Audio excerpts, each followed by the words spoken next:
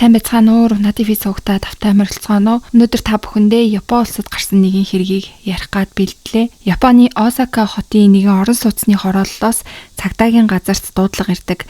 Хаалганы гадаа нэг эмэгтэй ухаан алдчихсан бололтой байна. Яаралтай ирээд туслах хэрэгтэй байна гэсэн дуудлага байсан. Түргэн тусламжийн газар дээр нь очиход тэнд нэг залуу эмэгтэйг хэвтэж исэн бөгөөд тэр бараг ухаангүй байдалтай байсан. Зүрхний шигдээс байж магадгүй гэж сэжиглэн анхны тусламж үзүүлэх гэж байтал тэр эмэгтэй сулхан дуугаар би шатнаас өөрөө унчихсан юм аа зүгээрээ гэж хэлээд бүр сулхан инээмсэглэл хүртэл үзүүлсэн ч хинч харсан тэр үнэндээ шатнаас унсан хүн шиг харагдаагүй. Түүнийг яаралтай эмнэлэгт хүргэж эмчилгээ эхэлсэн ч дараагийн шөнө нь харамсалтай нь тэр амь насаа алддаг. Хохирогч охин 17 настай Таширо Юрико гэдэг охин байсан. Гэхдээ түүнийг нас барахаас өмнө биеийн байдал нь үүнийг зүгээр нэг унсан гэж үзэх боломжгүй болгосон. Учир нь эмнэлэгт ирэхдээ тэр урт ханцвитай цамц урт өмсөн байсан тул эхэндээ харагдаагүй ч гэсэндээ эмнэлэгт ирээснийхэн дараа шалгаад үзэхэд түүний бие тэр аяараа тоо томшгүй олон шарах сорив хөхрөлтөөр дүүрэн байсан. Түүний яс хид хідэн газраа хугарсан байсан бөгөөд дотор эргэтэн цус алдалт үүссэн байсан. Шүүх эмнэлгийн дүгнэлтээр үхлийн шалтгаан нь зүрхний хүчтэй цохилт буюу цээжинд нь хүчтэй цохилт дөргөлт үүссэн гэсэн хариу гардаг. Үүнээс ч илүү цочирдмон нас барах үедээ тэр ердөө 40 кг хүрхтэй үгүйтэй жинтэй байсан. 17 настай охины хувьд бол энэ нь нэлээд доогууржин, энэ нь түүнийг хэн нэгэн удаан хугацаанд зодож хүчирхийлж хоол өгөхгүй байсан гэдэг нь тодорхой харагдаж байсан. Тэгэд мөрдөгч нар бодсон Юрико яагаад өөрийгөө шатнаас унсан гэж хэлсэн юм болоо гэд тэр үед бол туршлагатай мөрдөгчд үүнийг шууд ойлгосон. Тэр буруутан хамгаалж байгаа юм байна. Тэгэхээр буруутан нь түүний таньдаг хүн юм байна гэдгийг ол шууд мэдсэн. Ингээд мөрдөн шалгах ажиллагаа бол эхэлдэг. Юрико 17 настай, насанд хүрээгүй охин байсан болохоор эхлээд гэр бүлийг нь шалгах хэрэгтэй болдог. Гэр бүлийг нь шалгахаас өмнө эхлээд цагдаа нар хөшөөдөөс нь мэдүүлэг авч эхэлдэг.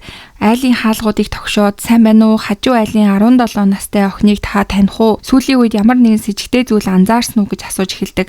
Хөршүүд түүнийг тод санаж байсан. Мөн олон төрлийн мэдээлэлч гарч ирдэг. Тэр сургуульдаа явхаа болсон юм шиг байсан. Сүүлийн үед маш их турсан байсан. Түүнийг хар хоолгонд л маш өрөвдмөр санагддаг байсан. Үргэлж бүхтийж газар ширтээ талхаж байдаг байсан. Нэг удаа бүр нэг залуу түүнийг хурдан яв гэж ширүүн хэлж байгааг нь хүртэл харж байсан гэх гэрчүүдийн мэдүүлгүүд гарч ирдэг. Үүнийг сонсоод цагдаа нар Юрико гэртээ хүчирхийлэлд өртөж байсан гэдэгт итгэлтэй болдог. Тиймээс түүний эмнэлгийн түүх болон банкны дансыг нь шалгахаар болдог. Тэндээс нэлийн цочирдом зүйлсүүдийг цагдаа нар олж харсан. Эмнэлгийн бичлэгт шүдний гэмтэл, ясны хугарал, нүүрний саажилт, хүнд хэлбэрийн тижээлийн дутагдал гэх мэт зүйлсүүд бүртгэгдсэн байсан. Эдгээр нь 17 настай охины хувьд бол хэвийн зүйл мэдээж огт биш байгаа. Гэвч асуудал нь юу байсан бэ гэхээр Юрико эмчдээр ирж үзүүлэх болгондоо би дугуй унаж байгаад шүдээ хугалчихсан. Би мотоциклтэй мөргөлдөөд унчихсан гэх мэт санамсаргүй осол мэтээр байнга тайлбарладаг байсан. Бүр 3 сарын өмнө ч гэсэндээ тэр гэрийнхээ гадаа ухаан алдсан байдалтай олдсон. Тэгээд 9-7 хоног эмчлэгдэх шаардлагатай гэж онцлогдсон боловч анхны тусламж авснаас ердөө 2 хоногийн дараа эмнэлгээс өөрөө гарсан байгаа. Тэгээд түүний авсан энэ шарах сорив нь бол бараг л том хэмжээний автомашины осолд өртсөнтэй адил түвшний гэмтлүүд байсан. Уг нь бол мөрдөгчд дараа нь түүний банкны гүйлгээг нь шалгахаар болдог. Түүний хувьд болохоор ахлах сургуульдаа сурч байгаад сургуулаасаа гарчихсан тийм охин байсан учраас цагаа юу хийж өнгөрөөдөг гэсэн болоо гэж судалдал үйлдвэрт сав баглаа боодлын ажил хийдэг байсан байгаа. Сард ойролцоогоор Монгол мөнгөөр 3 сая гаруй төгрөг олдог байсан. Тэгээ цагдаа нар болохоор түүний ажилдаг байсан үйлдвэр дээр нь очиод эзнээс нь Юрикогийн талаар асуухад эзэн нь хэлэхдээ түүний нэр Таширо Юрико гэдэг байсан юм уу? Гэхдээ түүний цалин нь Таширо Эрико гэдэг хүний дансанд ордог байсан штэ. Бид нар түүнийг Эрико гэж боддог байсан гэж хэлдэг. Тэгээ эхэндээ болохоор энийг цагдаа нар зүгээр ийм нэрний алдаа гарчихсан юм болов уу гэж боддог. Учир нь овг нь адилхан байсан болохоор гэвч үнэндээ бол тийм биш байсан. Түүний олсон бүх мөнгө нь өөрийнх нь данс руу биш эгч Эрикогийнх нь дансанд ордог байсан гэдг нь тодорхой болдог. Мөн мөрдөгчд өөр нэгэн баримт олдог. Өмнө нь өсвөр насны зөвлөх Юрикогийн гэрт очиж байсан бүртгэл гарч ирдэг. Хөршин Юриког нэлээд хүнд байдалд байгаад ах шиг байна гэж дуудлага өгөөд тэгээд яг тийм насан туршийн хүүхдүүдийг хамгаалдаг өсвөр насны зөвлөх гэрт нь ирж түүнтэй уулзсан байсан. Тэгээ уулз холгонд Юрико би зүгээрээ би зүгээр гэж байнга хэлээд тэгээ ямар ч асуудал байхгүй гэж тэр хүмүүсийг буцааж исэн байсан. Тэр 17 настай тул өөрөө шийдвэр гаргах чадвартай гэж үзээд нэмэлт дарах хэмжээг бол тэр зөвлөхүүд аваагүй тэгээд өнгөрсөн байсан.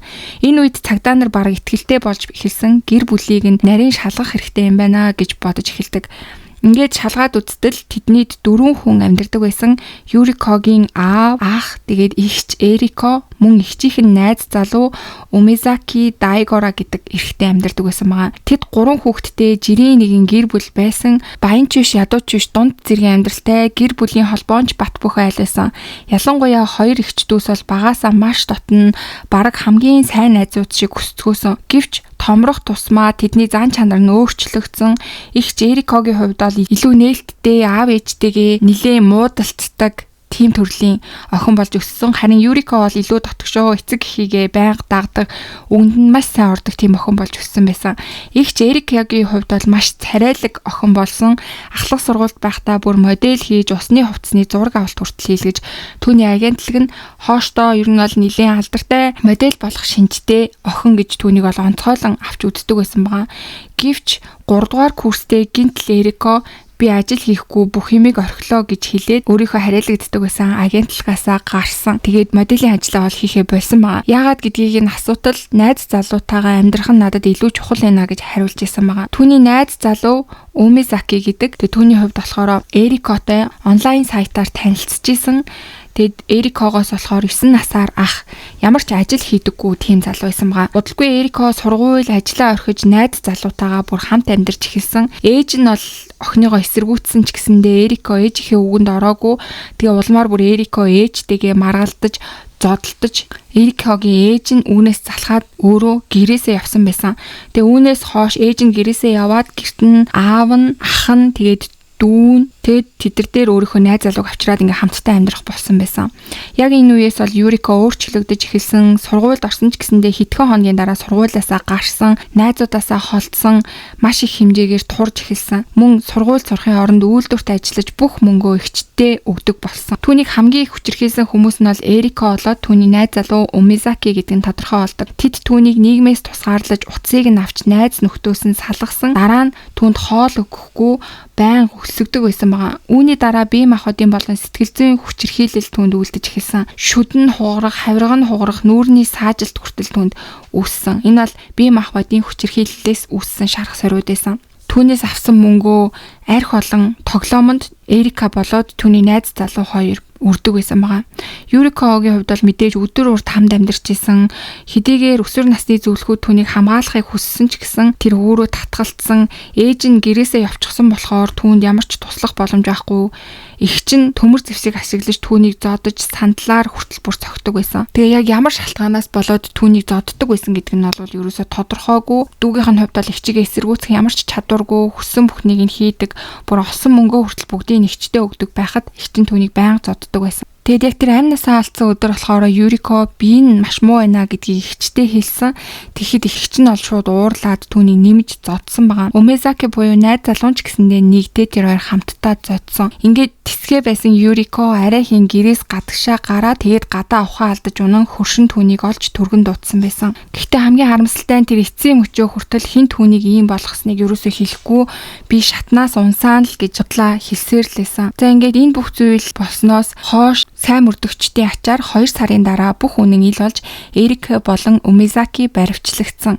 Тэд бол эхэндээ бүх зүйлийг үгүйсгэжсэн ч гэсэн эцэст нь бурууга хүлээсэн. Тэднийг санаатай бус хүн амны хэрэгт буруутгаж Эрикод 13 жилийн ял, Умизакид 14 жилийн ялыг оноосон байгаа. Гэхдээ мэдээж энэ шийтгэл бол үнэхээр хангалтгүй. Санаатай бус гэж яагаад дүгнсэн гэдэг нь бол тодорхойгүй. Ингэж амар зодож тамлаж байгаа нь бол санаатай аллах шиг ер нь бол уг нь харагдаж байгаа. Тэгэд энэ нэр дээр болохоор хамгийн харамсалтай нь тэр гэрт охины аав болоод ах нь хамт амьдарч исэн мөртлөнгөөсөө дараа нь цагдаа нарт мэдүүлэг өгөхдөө гэрт нь тийм амар хүчирхийлэл болж исэн. Охин нь ихч болон эгчийнхаа найзлуу тэгж амар зодуулж дээрлгүүлж исэн гэдэг талаар юу ч мэдээгүй гэсэн тийм мэдүүлгийг бол өгсөн байгаа. Тэгээ ээж нь ч гэсэндээ гэрээсээ явчихсан болохоор гэрт нь үлдсэн хүмүүст юу болж исэн талаар юу ч мэдээгүй гэж бас мэдүүлэг өгсөн.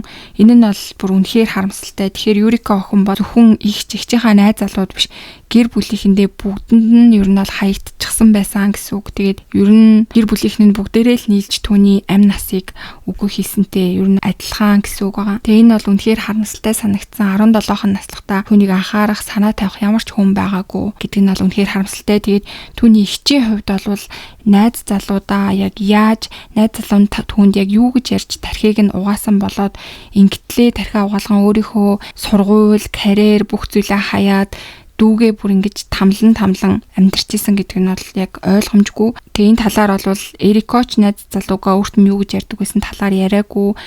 Найз залуунч гэсэндээ яг юу гэж найз бүсгүйгийнхаа тархийг угаадаг байсан гэдэг талаараа ерөөсөө ярьсан зүйл байхгүй мөлий. За ингээд өнөөдрийн та бүхэнд бэлтгэж хүргэсэн хэрэг бол үнэхээр харамсалтай ийм хэрэг байлаа. Тэгээ та бүхэн энэ хэрэг дээр бас юу гэж бодож гин үр төрж байгаа сэтгэлдүүдээ комент хэсэгт бичүүлдээгээрээ. Миний хувьд бол тархи угаалт гэдэг бол үнэхээр аимшигтай. Хүнийг яаж ч өөрчилж чадхаар ийм амар зүйл юм байна гэдгийг бол харж гин. Тэгээд иймэрхүү байдлын ийм хүмүүсийн тархийг угаадаг, газлайтинг хийдэг иймэрхүү хүмүүсээс бол эртхэндээ мэдсэн л бол аль болох хол байх хэрэгтэй байхаа гэж би та бүхэнд зөвлөхийг хүсэж байна. За тэгээ та бүхэн бас өөрсдөө төрж байгаа сэтгэлдүүдээ комент хэсэгт бичиж үлдээгээд лайк, subscribe дарахаа битгий мартаарай. Удахгүй дараагийнхаа дугаараар уулзцгаая.